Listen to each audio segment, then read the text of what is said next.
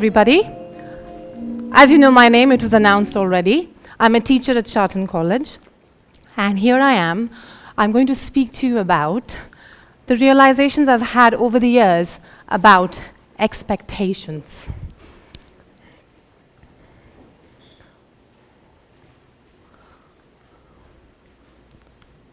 With welled-up eyes, drooped shoulders, and a sullen face, I couldn't muster up courage to tell her.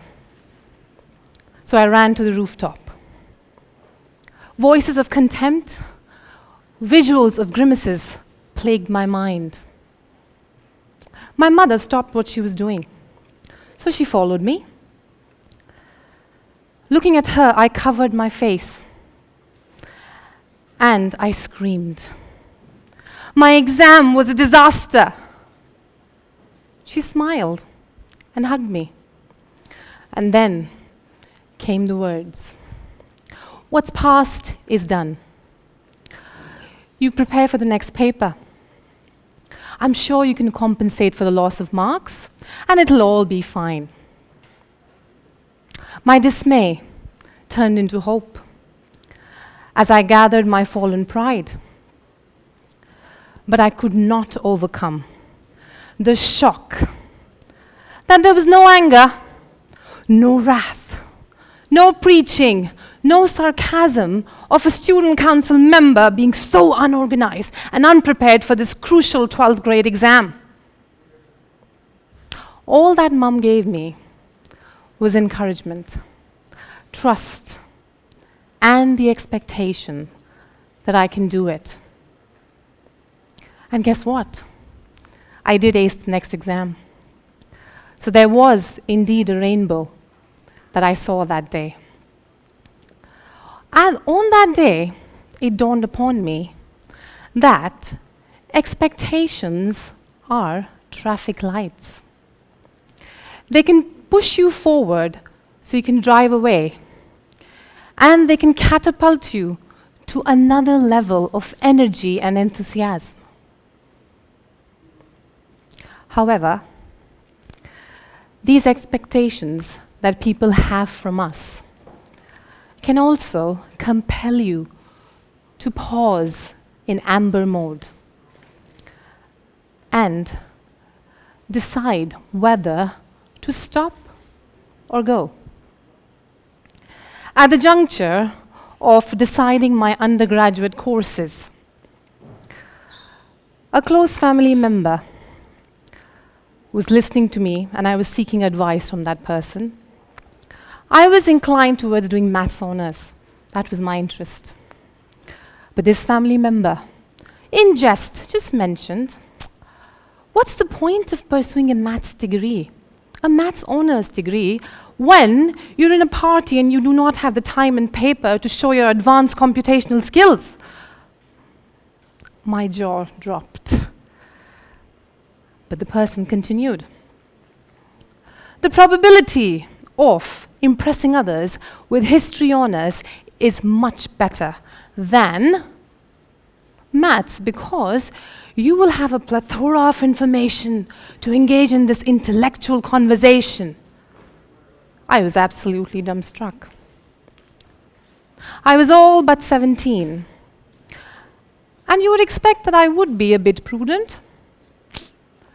In the end, making an impression outweighed following my interest.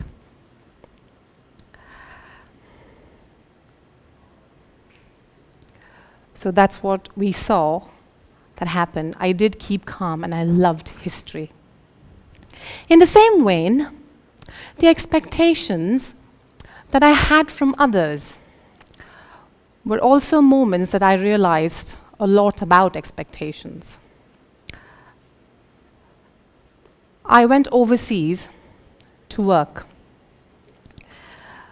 And there I was in a first world country. And the expectation that I had from people around me was that they would be far superior to me in talent and in knowledge. My expectations dissipated when I was asked questions like, Do you have camels in India instead of cars, and you ride on them? And you have kings and queens, etc. Have you heard of the internet? And this was the question it was asked to me when I was fiddling with the computer. Have you heard of the internet, Mr. Tewari? I was not annoyed, actually. I was quite amused by the ignorance, and I played along. And I gave them more fodder. The only net I am aware of is actually the fishing net. And is the internet the space between two nets? The casual interactions and the banter put me on an equal footing. And I felt that I can prove my abilities by working hard. In that light, the realization that I've had about expectation is that it pushes you forward. It's a force, in fact, that pushes you and pulls you as well. On the point of expectation being a pulling force, it can pull you away from your planned path.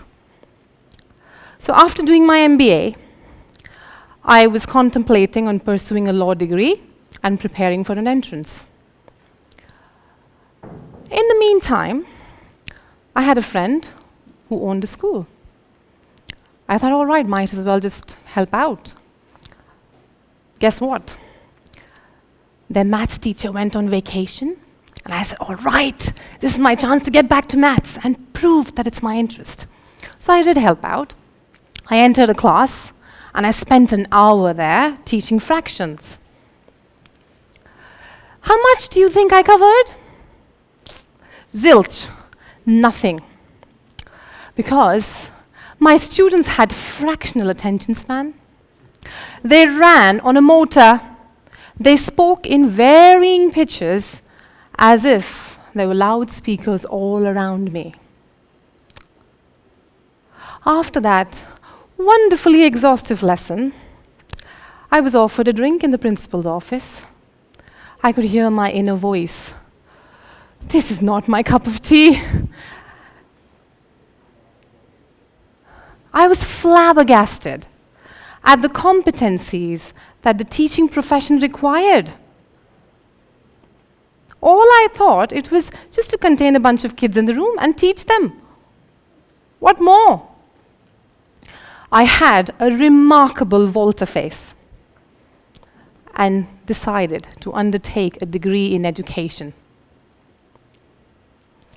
The expectation that I had about teaching and teachers was absolutely far from reality. But that reality appealed to me. I could have opted for a more lucrative option. But here I am telling you with no regrets. 2 words, 2 roads diverged in a wood, and I chose the one less traveled by, and that has made all the difference. And I absolutely love teaching. Now that I've spoken to you about teaching, and I've taught for several years, I've had some aha moments while dealing with students as well. The demand of expectation affects the supply of effort. One bright student came to me one day and said, I've had enough. I'm exhausted. I cannot function. The invasion of expectation in my life is the cause of it. I said, could you please clarify? Ms. Tewari, since I do well, I'm expected to do well all the time. So I've decided that I won't work at all. My legacy is haunting me. High expectations diminished the students' interest and efforts. Another day, another student comes to me and says, I don't expect anything of myself, so I won't put in any effort. If I can't have what I want, I won't have anything. I was flummoxed. Do you think, was it the fear of not meeting those expectations that compelled the student to deny the existence of expectation? Or was it that this student was trying to escape from past disappointments? We've all faced this, right? Students cannot give up on themselves. And I realize as a teacher that it's my responsibility to have realistic expectations to avoid drowning of these students in their own fears and egos. Now, wearing my parent hat on, we all are aware that expectations are recycled. Parents expect their children to do what they could do and what they could not do. To students, I turn and ask them, how many times have your parents used imperatives and asked you, and told you, you must do this, you should do this, you ought to do this? And to parents, I ask, how many times have you reminded and redirected your child from doing something or emphasized that you could do it very well when you were their age and they cannot? Or, your disorganization will cost you a job in the future. Of course, as a parent, I have realized that expectations in a parent-child relationship are not mutually exclusive. As a parent, I want my child to be independent, to be resilient, to be confident, while my children expect me to discuss things with them, discuss their problems without judging, to assist them to arrive at a solution without prescribing away, and to trust them completely without questioning. I think I can do it if I let go, if I have a balance in my approach of parenting, if I expand my love, that unconditional love that I have, and I give them freedom as they progress through the years. Many of us are constrained and restricted by the expectations we have to meet. Have you ever wondered, what do you expect from yourself as a parent, as a child, as a student, as a professional? The most significant epiphany I've had about expectation is expectation from self. Expectations are future-oriented. We cannot control the outcome of our actions. What we can control is the effort we put in. So let us explore all these endless possibilities in the multitude of roles that we have and make change happen now. Thank you.